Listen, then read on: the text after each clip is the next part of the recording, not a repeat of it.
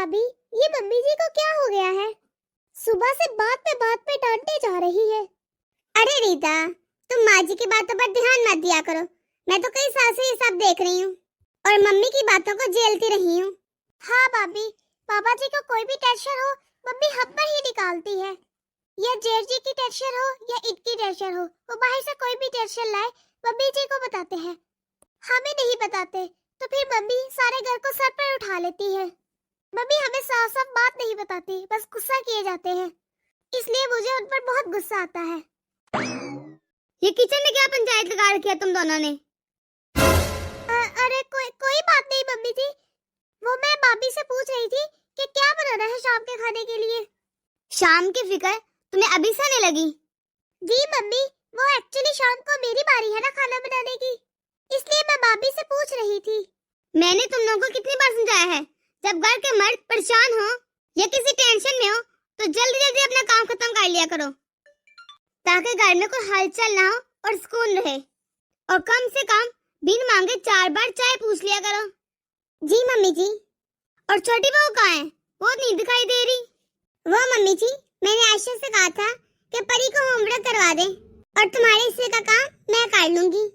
देखो, जरूरत से ज्यादा ना उसे पढ़ाई लिखाई में जाकर मत रखा करो।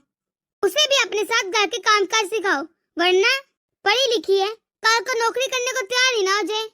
और तुम लोग को ये बात तो अच्छे से मालूम है कि इस घर की बहुएं नौकरी शौकरी नहीं करती, चाहे वो कितनी भी पढ़ी लिखी क्यों ना हो। जी मम्मी जी, ये तो मैं बहुत अच्छे से जानती हूँ। और तुम रिदा, ज्यादा मुंह ना चलाओ, जल्दी से चाय बनाकर लेकर आओ। जी मम्मी जी। 3 बहुएं इस घर में, लेकिन मजाल है कभी वक्त पर काम खत्म हो जाए इनका।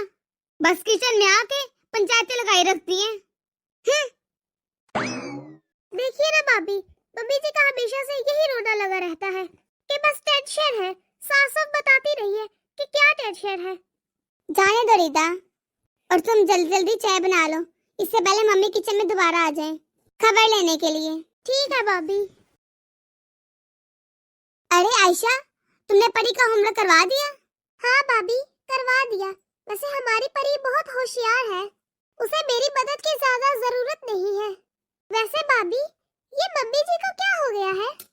सारा दिन बस गुस्से में ही रहती है, बस यही कहती रहती है घर के मर्द इतनी टेंशन में है और घर की औरतें बस खाती रहती है, इन्हें तो अपने शोहरों की कोई फिक्र ही नहीं है। और मम्मी जी कोई बात हमें बताती भी नहीं है। अगर कोई टेंशन है तो हमसे तो डिस्कस करे। हाँ आयशा, तुम बिल्कुल ठीक कह रही हो। इस घर में ना औरतों को किसी भी चीज में बोलने का कोई हक नहीं। इस घर की बहुएं किसी भी मामले में बोल नहीं सकती। बस कोई भी टेंशन हो जाए, मम्मी जी बस बहुओं को ताने ही मारती हैं, पर कभी बताती नहीं कि असल में बात क्या हो गई है, कि घर के मर्द किस बात को लेकर परेशान है। लेकिन भाभी, ये तो गलत बात है ना। जब हमें परेशानी की वजह ही नहीं पता तो हम क्यों परेशान रहे? हाँ आयशा, तुम ठीक कह रही हो। जब मैं इस घर में नई नई आई थी ना, तो मैं भी ऐसे ही सोचती थी कि जब मुझे घर की परेशानी का पता ही नहीं तो मैं क्यों परेशान हूँ। एक दो बार मैंने बोलने की कोशिश भी की और जानना चाहा कि आखिर क्या बात है, लेकिन मुझे यही बोलकर हमेशा चुप करवा दिया गया कि घर की औरतों को कोई हक नहीं उनको कि वो घर के मर्द की किसी बात में बोले। आप ही बताइए भाभी, क्या आपको ये सही लगता है? सही तो नहीं लगता आयशा, लेकिन मैं चाहकर भी कुछ नहीं कर सकती, इसलिए बस मैं चुपचाप रहने में ही अपनी भलाई समझती हूँ। लेकिन भाभी, हम कोई अनपढ़ जाहिल गंवार थोड़ी है। मैंने तो लॉ की पढ़ाई की है। भला मैं किसी भी मसले को जाने बिना क्यों चुपचाप परेशान रहूं घर में? अगर घर में कोई मसला बन भी गया है, किसी चीज की टेंशन हो भी रही है, तो मुझे पूरा हक है कि मैं उसे जानूं कि घर के लोग क्यों परेशान है। हो सकता है मैं कुछ मदद कर सकूं। हाँ आयशा, मैं अच्छे से जानती हूँ तुम आज के जमाने की पढ़ी लिखी और समझदार लड़की हो, लेकिन इस घर में तुम्हारी समझदारी का कोई मोल नहीं। इस घर की यही रवायत है कि चाहे औरत ने पीएचडी क्यों ना की हो या फिर अंगूठा छाप हो, इस घर की औरतों को मर्दों के मामले में बोलने का कोई हक नहीं। मैं तो ये सब बर्दाश्त नहीं करूंगी भाभी। जहाँ मेरी जरूरत हो वहाँ तो मैं जरूर बोलूंगी। काश आयशा तुम्हारी बातें कोई सुन और समझ ले और तुम इस घर की रवायतों को बदल सको। हाँ भाभी, मैं जरूर बदलूंगी। अरे बड़ी बहू, कहाँ गई? यहाँ घर के मर्द इतने परेशान बैठे हैं और ये बहुओं को अपने कमरों से फुर्सत नहीं मिलती। लो सुन लो अब आयशा। रुके भाभी, मैं अभी पूछ कर आती हूँ कि ऐसा क्या हो गया है। रहने दो आयशा, बेकार में ही बात बढ़ जाएगी। मम्मी जी तुम पर बहुत गुस्सा करेंगी। नहीं भाभी, मैं अभी आती हूँ।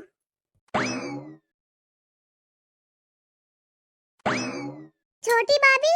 हाँ आयशा बोलो। क्या आपको मम्मी जी ने बताया कि घर में क्या परेशानी चल रही है?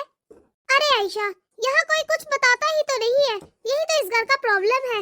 बस मम्मी यही कही जाती है कि परेशानी है, परेशानी है। अरे रीता, मैंने तुम्हें कहा था ना चाय लेकर आओ, तुम अभी तक आई क्यों नहीं? क्या आवाज नहीं आई तुम्हें? मम्मी जी, बस मैं लेकर आने ही वाली थी। मम्मी जी, वैसे घर में ऐसा कौन सा मसला आ गया है जिसकी वजह से आप सब लोग इतना परेशान हैं? जरा हमें भी तो बताइए। देखो छोटी बहू, तुमसे जितना कहा जाए उतना करो, ज्यादा दिमाग लगाने की जरूरत नहीं। अपने काम से काम रखो तो ही बेहतर है तुम्हारे लिए। और तुम रीता, जल्दी से चाय लेकर आओ। देखा तुमने आयशा, अगर हम इस घर के मसलों को जरा सा भी जानने की कोशिश करें तो अपनी ही इज्जत करवा के बैठ जाते हैं। हाँ भाभी, अभी तक मैं देख ही तो रही हूँ बस। अच्छा आयशा, मैं चाय लेकर जा रही हूँ, तुम किचन में जरा काम देख लो। ठीक है भाभी। बहू, अरे बड़ी बहू। जी मम्मी जी। बड़ी बहू से कहना कि आज सबके लिए चाय ना बनाए, बल्कि दूध में गुड़ डालकर सबको दे दे। लेकिन मम्मी जी, बड़ी भाभी तो सो रही है, उनकी तबीयत नहीं ठीक थी। अरे बड़ी बहू की तबीयत ठीक नहीं, उसे क्या हो गया? फिर रीता से कहना कि वो दूध में गुड़ डालकर सबको दे दे। लेकिन मम्मी जी, रीता भाभी भी अभी सोकर नहीं उठी, उनके कमरे का भी दरवाजा अभी बंद है। अब देख लो तुम इनकी हरकतें। यहाँ पर घर के आदमी इतने परेशान हैं और ये दोनों महारानियां अभी तक सो रही हैं।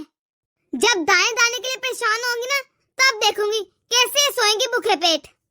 फिर ऐसा करो छोटी बहू कि तुम भी दूध को पकाकर उसमें गुड़ डालकर ले आओ। और हाँ, याद रखना दूध में बादाम जरूर डालना। और ना जाने इन बहुओं के मसले कब खत्म होंगे। 3 बहू है इस घर में, लेकिन जब तक कोई बोल ना दे कोई काम नहीं करती है। एक तो घर के आदमी इतने परेशान बैठे हैं, खुद ब खुद इनको ख्याल ही नहीं आता कि कोई चीज दे दे उनको। ठीक है मम्मी जी, मैं अभी दूध लेकर आती हूँ। देखो छोटी बहू, जब दूध लेकर आओगी तो दरवाजे पर ही ट्रे छोड़कर चली जाना। वहाँ ड्राइंग रूम में अंदर मत आ जाना तुम। लेकिन क्यों मम्मी जी, मैं कोई बाहर वाली थोड़ी ना हूँ, मैं तो इस घर की बहू हूँ ना। मैंने कह दिया ना बहू कि मत आना तो मत आना, जरूरत नहीं कि अंदर आने की। जब घर के मर्द किसी जरूरी मसले पर बात कर रहे हो तो औरतों को कोई हक नहीं कि उनकी बात सुने। लेकिन क्यों मम्मी जी? देखा बहू, तुमसे जितना कहा तुम उतना ही करो। सिर्फ मैं यही खड़ी हूँ, जाओ जाकर दूध लेकर आओ। ये आजकल की बहुएं भी ना बहुत जुबान चलाती हैं, एक बार की कही बात इनको समझ नहीं आती। अरे जबीला, दूध ले भी आओ। अरे आ रही हूँ, बस लेकर आ रही हूँ अभी। मम्मी जी, मैं ले आई दूध। लो बहू, मुझे दो, तुम्हारे पापा जी कब से आवाज लगा रहे हैं।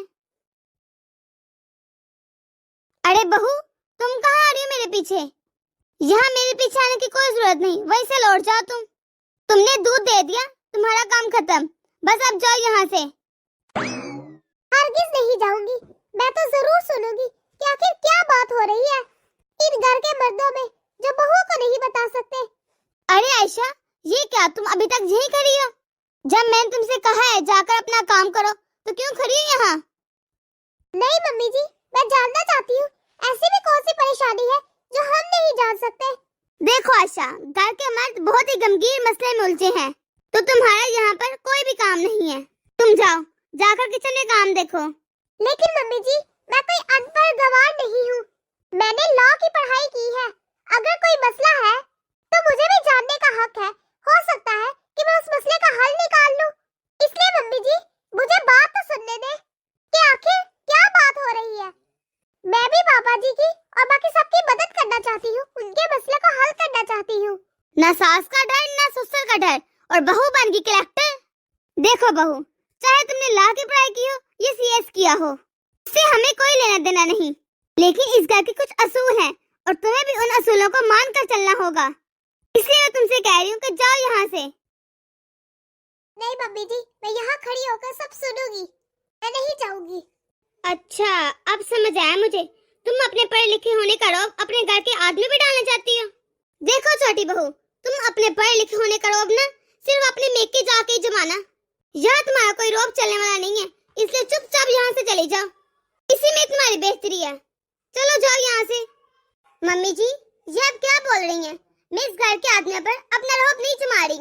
मुझे यहाँ आए पूरे 1 साल हो गए और मैंने आज तक किसी से ऊंची आवाज से भी बात नहीं की। लेकिन मम्मी, मैं इस खानदान का हिस्सा हूँ और मुझे लगता है खानदान का हिस्सा वही होता है जो मुश्किल आने पर एक दूसरे के साथ बैठकर सलाह मशवरा करे। नहीं तो फैमिली का मतलब ही क्या रह जाएगा मम्मी जी?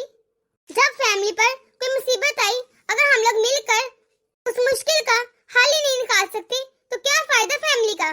तो बताइए, ये तो फिर नाम का ही खानदान हुआ ना। इसलिए प्लीज मम्मी जी, मुझे जाने दीजिए अंदर। मैं जाकर देखना चाहती हूँ। मैं पापा जी से बात करना चाहती हूँ। आखिर क्या बात हो गई है? ए चुप हो जा मेरी पढ़ी लिखी गवार बहू। तुझे कितनी बार समझाऊं, इस घर के मामले में औरतें नहीं बोलती।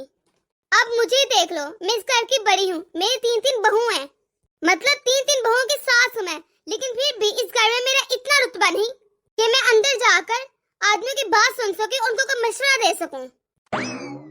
क्यों आयशा जुबान लड़ा रही हो? तुम्हें माँ की बात समझ नहीं आ रही? अंदर इतना अहम मसला डिस्कस हो रहा है और तुम यहाँ पर दरवाजे पे खड़ी होके अल्लाह गुल्ला लगा रखा है। लेकिन जी, मैं भी जानना चाहती हूँ अंदर ऐसा कौन सा मसला हल हो रहा है। मुझे पापा जी से बात करनी है अभी। मुझे आप बात कर लेने दीजिए उनसे। मैं भी आखिर पढ़ी लिखी हूँ। देखो आयशा, अंदर ना तेल मसाले या हल्दी वगैरह की डिस्कस नहीं हो रही। अंदर कानूनी मामला चल रहे हैं जो तुम्हारी समझ से बिल्कुल बाहर हैं। हाँ जी, मैं बखूबी जानती हूँ मामलात को, क्योंकि आखिर मैंने ला पड़ा है। वो तो घर की कुछ मजबूरी की वजह से पापा मेरी शादी करना चाहते थे, इसलिए मैंने नौकरी नहीं की। इसलिए प्लीज आप मुझे पापा जी से बात तो कर लेने दीजिए। नहीं आयशा, मैं पापा की इजाजत के बिना तुम्हें अंदर नहीं लेके जा सकता, क्योंकि 40 साल हो गए लेकिन कभी माँ भी घर के आदमियों के मामलात में नहीं बोली, और तुम्हें आए तो भी सिर्फ साल भर हुआ है। अरे बेटा, क्या हुआ? क्यों इतनी बहस हो रही है यहाँ? मैं कितने दिनों से सुन रही हूँ, कोई टेंशन वाली बात है। मैं जानना चाहती हूँ कि क्या बात है। शायद मैं आपकी कुछ मदद कर सकूं। हाँ बहू, हमारी जो जमीन है उस पर किसी ने कब्जा कर लिया है। हमारी जमीन का कागजात होने के बावजूद भी हम अपनी जमीन पर से कब्जा नहीं हटवा पा रहे। अरे इतने दिनों से ये मसला उलझा पड़ा है, लेकिन मेरे तीनों बेटे तो निकम्मे हैं निकम्मे। इनका तो दिमाग ही नहीं चलता, इसलिए बेटा मैं बहुत परेशान हूँ। अब तुम खुद सोचो बेटा, मैं इस बुढ़ापे में कोर्ट कचहरी के चक्कर काटूं? ठीक है बाबा जी, मुझे बात समझ आ रही है। आप ऐसा कीजिए, जितने भी आपके पास कागजात हैं वो मुझे दे दीजिए। मैंने लॉ की पढ़ाई की है और मुझे कानूनी बातों का आप जितना तो इल्म नहीं, लेकिन बहुत ज्यादा इल्म है। और ऐसी पढ़ाई का क्या फायदा बाबा जी, जो मुश्किल वक्त में आपके काम ही ना आए। देखो आयशा, जिस मामलात को हम सब मिल के नहीं सुलझा सके, तुम अकेली सुलझा लोगी और हमसे जमीन के कागजात मांग रही हो। इसलिए चुपचाप मुंह बंद करो अपना आयशा और जाकर किचन देखो। तलहा, तुम बहू पे इतना गुस्सा क्यों रहे हो? जिस मामलात को हम चारों नहीं सुलझा सके, हो सकता है बहू सुलझा ले। आखिर उसने लॉ की पढ़ाई की है। ठीक है बहू, एक कोशिश तुम भी करके देख लो। मैं आज ये सारे कागजात तुम्हें दिखाता हूँ बहू। अरे बस करो आयशा, रात से सुबह होगी और तुम ना जाने इन फाइल के पन्नों में क्या ढूंढ रही हो। बस पेज उल्ट पुलट करी जा रही हो। कुछ समझ आता भी है? जब इतने महीनों में हम चारों बाप बेटा मिलकर नहीं सुलझा सके इस मामले को, तुम कैसे सुलझा लोगी? आप टेंशन मत लीजिए, मुझे सारी बात समझ आ गई है और कैसे इस मामले को हल करना है ये भी समझ आ गया है। बस आप लोग मुझे भी कोर्ट साथ लेकर चलें। ये क्या आयशा, तुम्हारा दिमाग तो नहीं खराब हो गया? अब तुम घर के मर्दों के साथ कोर्ट कचहरी में चक्कर लगाओगी? इसमें चक्कर लगाने वाली कोई बात नहीं, मुझे सारी बात समझ आ गई है। बस आप लोग मुझे लेकर चलिए। बाबा कभी भी नहीं मानेंगे कि घर की बहू को वो कचहरी लेकर जाएं। क्यों जी, आप एक बार बात तो करके देखें। अच्छा चलो ठीक है, देखता हूँ। बाबा, आयशा भी हमारे साथ कचहरी जाने की जिद कर रही है। अरे ये छोटी बहू सटिया तो नहीं गई? उसे किसी की बात समझ क्यों नहीं आती? अरे जाने दो उसे साथ, एक मर्तबा उसकी भी तो मान के देख लेते हैं। वैसे भी आज आखिरी फैसले का दिन है, फैसला होना है आज, उसे भी ले चलते हैं साथ। शायद कोई रास्ता निकल ही आए। शुक्रिया बाबा जी, मुझ पर भरोसा रखने के लिए। हे अल्लाह, मैंने तो सोचा भी नहीं था ये बहू कचहरी चलेगी। ये तो बहुत जिद्दी निकली, नाक कटवा के आएगी, किसी की सुनती नहीं ये। अरे दीदी, आपने सुना आशा पापा लोगों के साथ कचेरी गई है आज? हाँ, मुझे भी तुम्हारी तरह सुनकर शौक लगा। हाय अल्लाह, ये आजकल की बहुएं किसी की सुनती नहीं और अपने आप को कलेक्टर समझती हैं। चली गई ना छोटी बहू नाक कटवाने। अरे जिस मसले को घर के 4 आदमी मिलकर सुलझा नहीं सकते, वो इस मसले को ये छोटी बहू अकेले जाके सुलझा लेगी। ये अपने आप को ना कुछ ज्यादा 30 मार खान समझती है। अभी जब ये नाक कटवा कर आएगी ना, तब इसकी अकल ठिकाने लगेगी। अरे तुम लोग भी मेरी बात कान खोल कर सुन लो। तुम लोग भी छोटी बहू की तरह मेरी नाक मत कटवा देना। मम्मी जी, आप अभी से ऐसा क्यों सोच रही हैं कि आशा हमारी नाक कटवा देगी? हो सकता है जो अभी तक नहीं हुआ वो आज हो जाए। लगता है आशा को देखकर तुम्हारे भी पैर निकलने लगे। देखो, ज्यादा दिमाग लड़ाने की जरूरत नहीं है, अपना सारा दिमाग किचन में लगाओ। भाभी, मुझे तो ऐसा लगता है कि आशा ही ठीक है। आखिर उन्होंने जिद कर अपनी बात तो मनवा ली ना। हम लोग ही बेवकूफ हैं, तो जिसने जैसा कहा वैसा ही मान लिया। हाँ, अब तो मुझे भी ऐसा लगने लगा है। जब हम कुछ कहते थे तो देवर जी हमारी बात सुनने ही नहीं देते थे, और देखो अब आशा के सामने देवर जी को घुटने टेकने पड़े। सच कहूँ तो भाभी, मुझसे अब इंतजार नहीं हो रहा कि कब ये लोग घर वापस आए। मैं देखना चाहती हूँ कि आखिर ऐसा क्या किया होगा आशा ने। हाँ हाँ, तुम सही कह रही हो, इंतजार तो मुझे भी बहुत है। छोटी बहू, अब तो हो गई होगी ना तुम्हारी तसल्ली, आगे ना कटवा कर। अरे आज तो कमाल हो गया, हमारी बहू ने मुखालिफ वकील के सामने ऐसे से दलीलें रखी कि वो मुखालिफ वकील भी घुटने टेकने पर मजबूर हो गया। जज ने फैसला हमारे हक में दे दिया और हमारी जमीन हमें वापस मिल गई। क्या? अरे क्या बोल रहे हैं आप? अरे जो वहां हुआ वही बता रहा हूँ मैं। हाँ, हम लोग केस जीत गए हैं और इसका सारा क्रेडिट मैं अपनी छोटी बहू को देना चाहता हूँ। अरे नहीं पापा जी, इसमें मेरे अकेले का कोई कमाल नहीं। वो तो आपका यकीन और आपका साथ था, इसलिए हम लोग आज ये केस जीत सके। और दूसरी बात पापा जी, कि इस केस में सारी सच्चाई हमारी थी और जो वकील आपने किया था वो भी उनके साथ मिला हुआ था, इसीलिए हमें केस हारने के चांसेस थे। मैंने जब सारे कागजात देखे तो मुझे सारी बात समझ आ गई और इसलिए हम आसानी से केस जीत पाए। बहू, मैं तुमसे एक बात कहना चाहता हूँ, अगर तुम आगे मजीद पढ़ना चाहती हो तो पढ़ सकती हो, क्योंकि पढ़ने में तो कोई बुराई नहीं। अरे जिस मसले को घर के 4 मर्द नहीं सुलझा सके, उस मसले को घर की एक अकेली औरत ने सुलझा लिया। बहू, मुझे माफ कर देना, मैंने उस दिन तुम्हें कितना बुरा भला कहा था। जिस पढ़ाई की वजह से मैं तुम्हें बातें सुना रही थी, आज उसी पढ़ाई की वजह से हम लोग ये केस जीत सके और इस घर के सारे मसले हल हो गए। नहीं मम्मी जी, आप मुझसे बड़ी हैं, इस तरह मुझसे माफी मांगकर मुझे शर्मिंदा मत कीजिए। वैसे भी मम्मी जी, मैंने इस घर पर कोई एहसान नहीं किया, आखिर मैं भी इस घर का फर्द हूँ और इस घर के फर्द होने के नाते मैंने अपना सिर्फ फर्ज निभाया है। तो दोस्तों, कैसी लगी आपको आज की हमारी ये वीडियो? अगर आपको हमारी ये वीडियो पसंद आई है तो इसे लाइक और शेयर कर दें। अगर आपने हमारा चैनल अभी तक सब्सक्राइब नहीं किया तो जल्दी से कर दें, ताकि हम आपके एक सब्सक्राइब से मोटिवेट होते रहें और ऐसी मजीद मोटिवेशनल वीडियोस आप तक पहुंचाते रहें। अपनी दुआओं में याद रखिएगा। तो मिलते हैं अगली वीडियो में। अल्लाह हाफिज।